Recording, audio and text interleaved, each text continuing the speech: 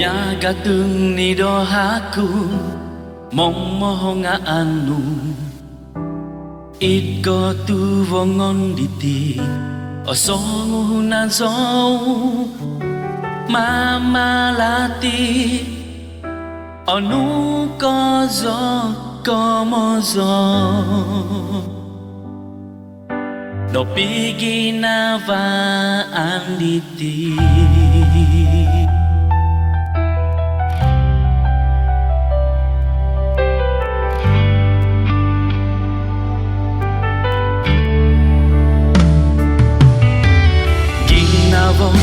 kuno hopo doko kinavaan pava masih kuditi montok diau somu Iziau no somu tondu pi do kinavoku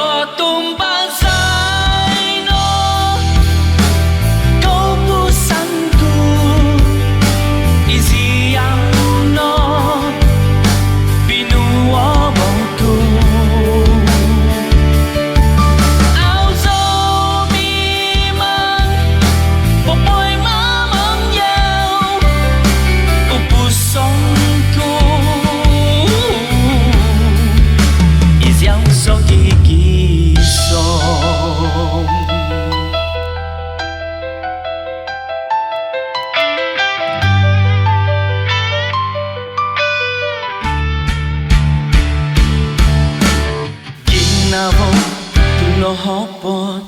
doko kinavaan pama masih kuditi montok diau songun Iziau no songun tondu pi do kinavoku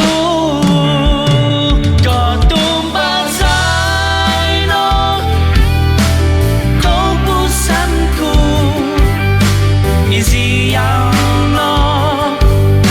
pinuo bongku Auzo mimang popoy mamanggaw Upuson ku Iziau so gigison